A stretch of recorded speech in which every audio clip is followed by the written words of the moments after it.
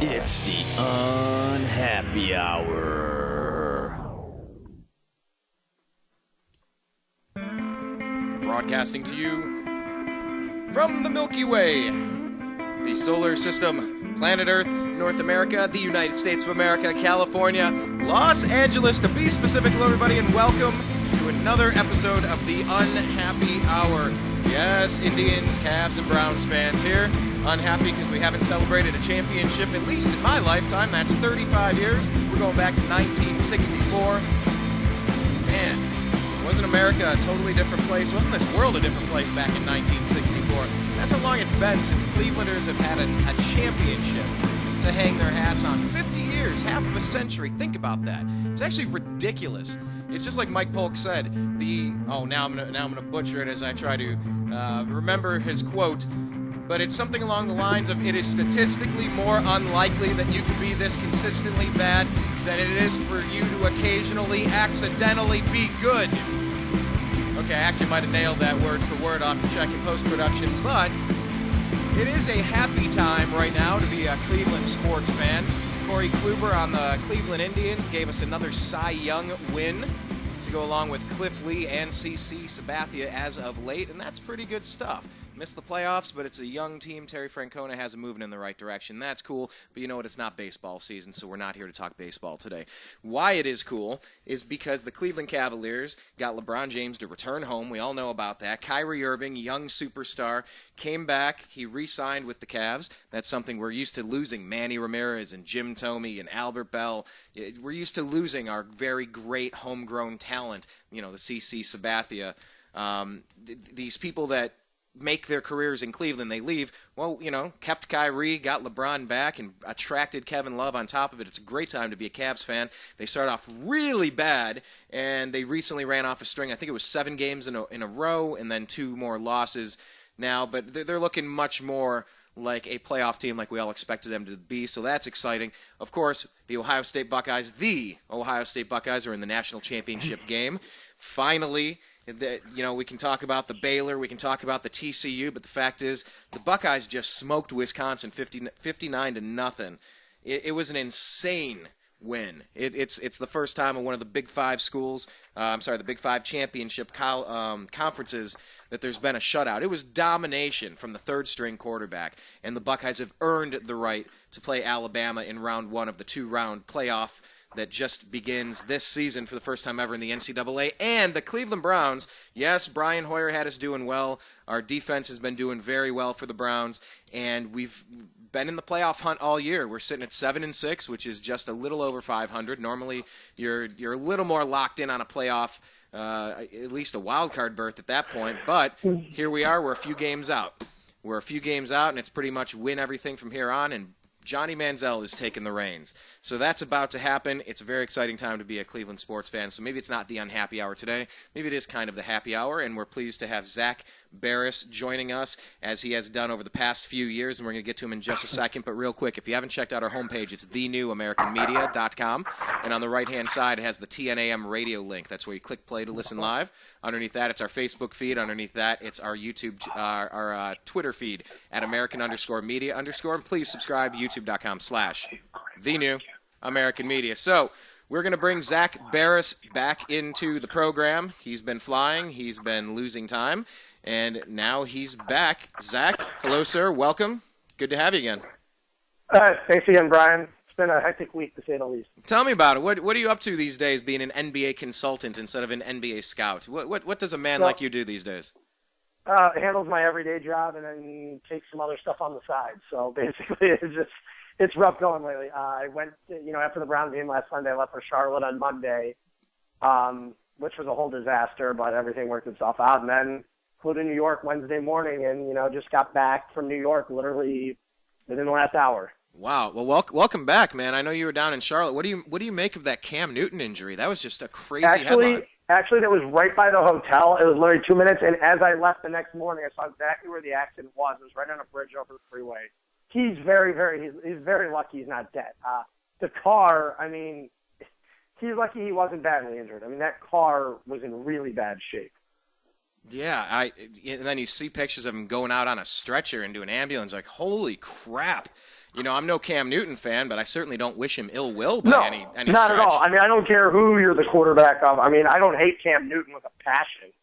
I mean, yeah, it's not like Art Modell is.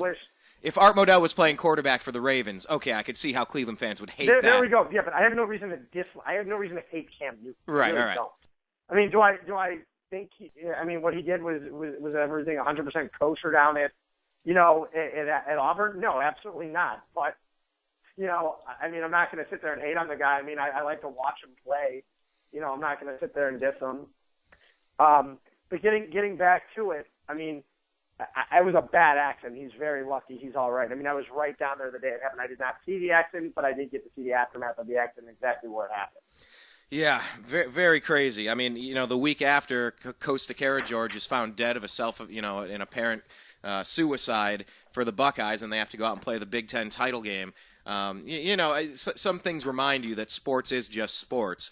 Exactly. There are really important life and death issues we all face, and it's Thanksgiving and Christmas time. We should keep track of that. I mean, we can be rabid about rooting on our teams, but there's really important stuff that people are battling. Especially this time of year, maybe missing friends or family that they usually spend time around. And we are fortunate just to breathe and stretch our arms and have a bite to eat and just take a look at a new day. We're lucky to be above ground. Like it was last week was the 3-year anniversary that Sean Flynn, the guy that was helped me start the New American Media, co-host, producer, engineer, bandmate, one of the guys I moved across the country with, killed in a motorcycle crash. So, you put it into perspective, and sports is just sports. But, back to sports.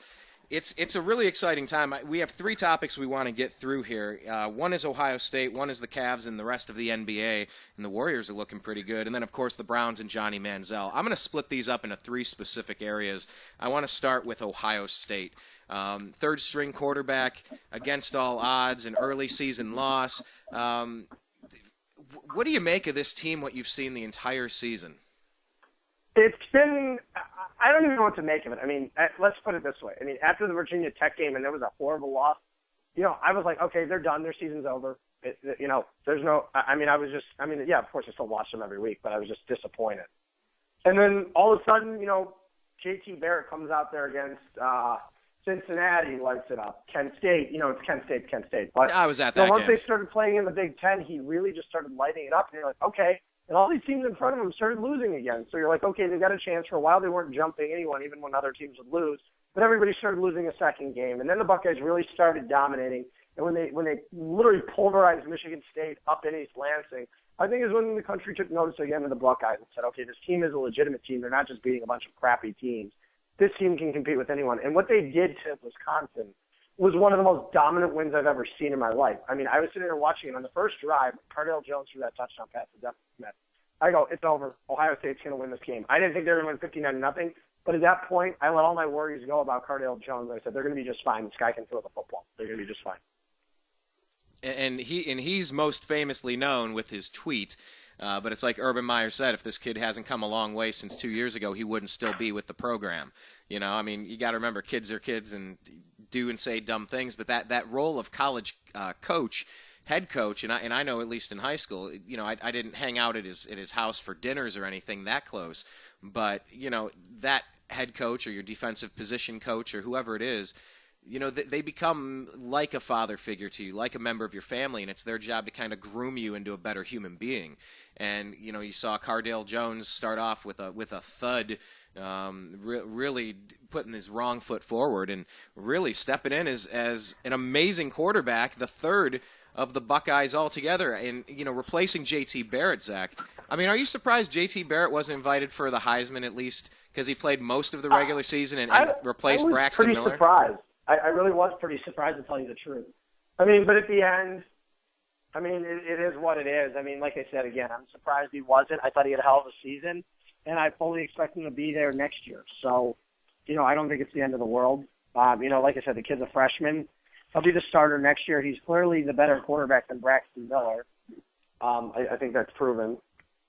And I don't know what's going to happen next year. I mean, do the Buckeyes really even need Braxton back next year is the question. It's a question that needs to be answered because it's rumored that Oregon is going to be gunning after Braxton Miller next year. That's the rumor right now.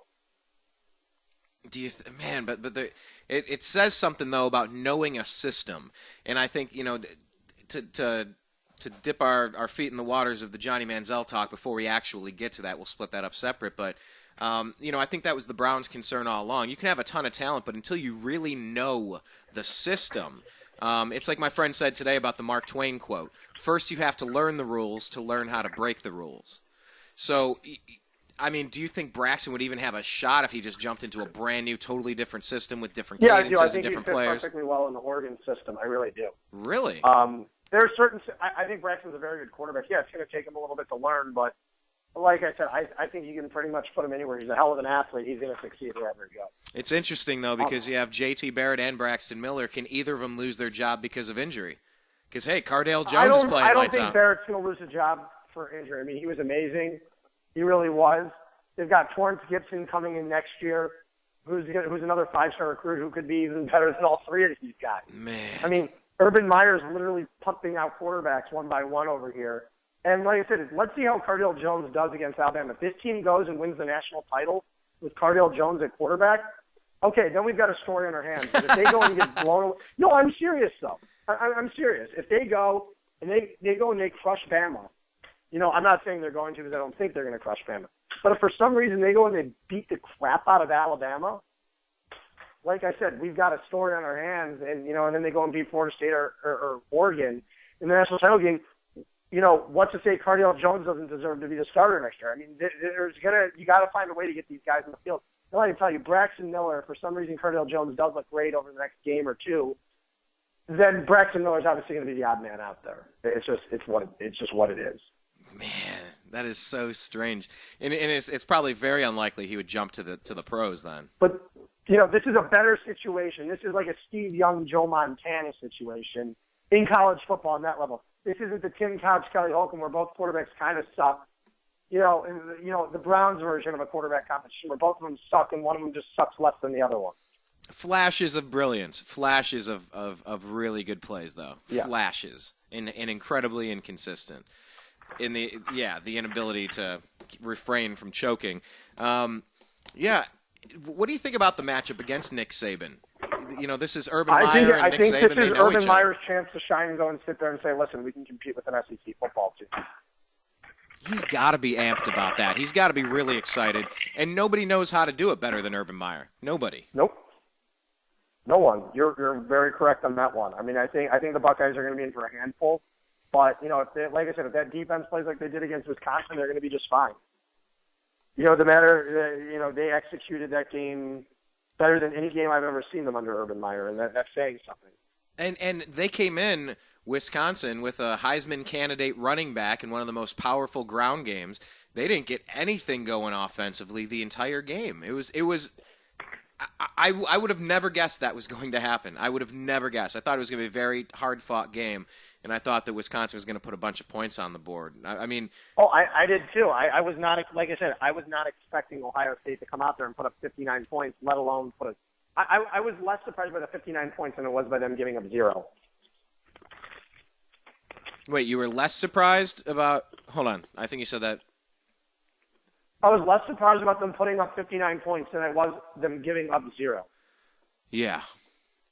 It was impressive across the board, and they needed it. And you have, of course you're going to have people now saying, TCU or, some of these other schools deserved a chance to be in there. Baylor.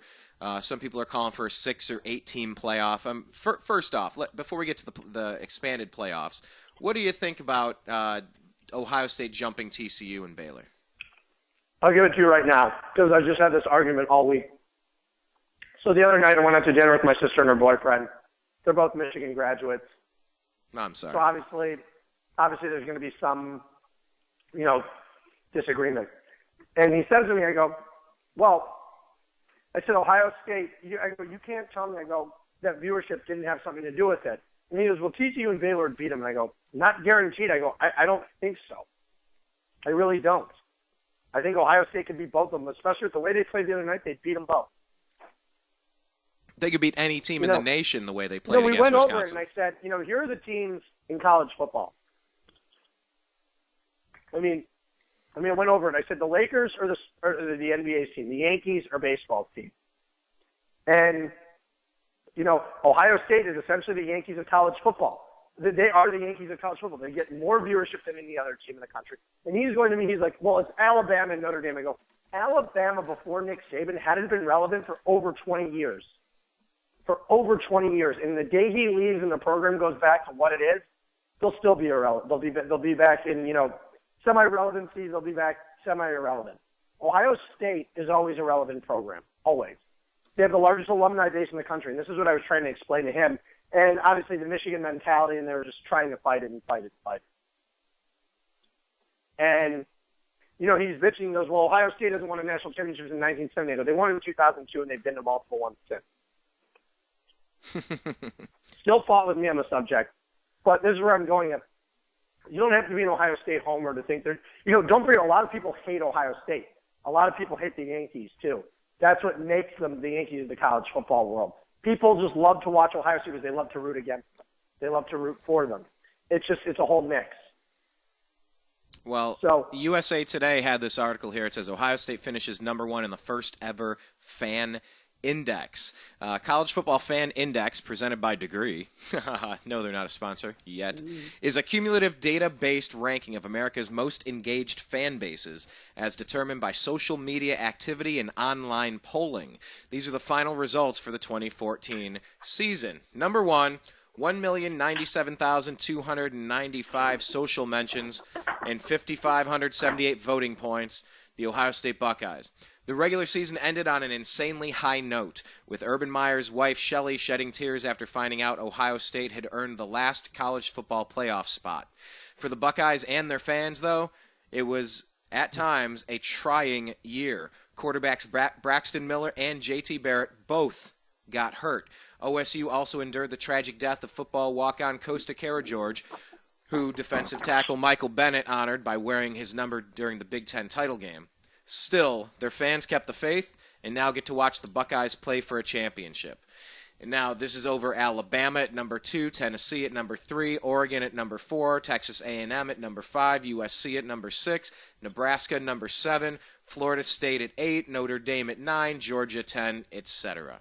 I mean, that is pretty much, like you said, the Yankees of college sports. It's really weird to think of it that way, but I guess it's the fact, huh? Yep, it is. And people can deny it all they want, but that's what it is. It is what it is. And it's, they had higher viewership than everyone. They're talked about more than the other team. They're watched more than the other team. It is what it is. I mean, and like I said, nobody gives a crap about TCU. No one does. Nobody cares about TCU.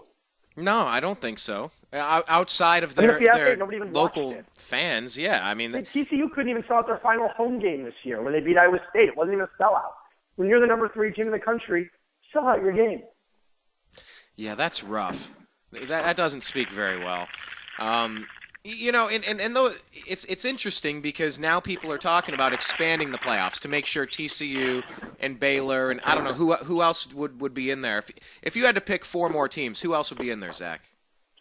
Obviously, Baylor and TCU would both get in. Then the question is who comes after that.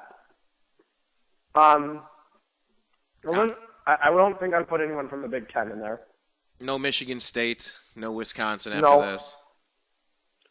I mean, this is where it starts to get tough. And so do you think 4 teams is enough? No. Not enough with 4? No, I think 6, and you give the other 2 a first-round bye. Huh. I'd be interested by that. So this year, I mean, are you happy with how they voted? You're guaranteed to get one of the conference power players in there. You're guaranteed one from each one.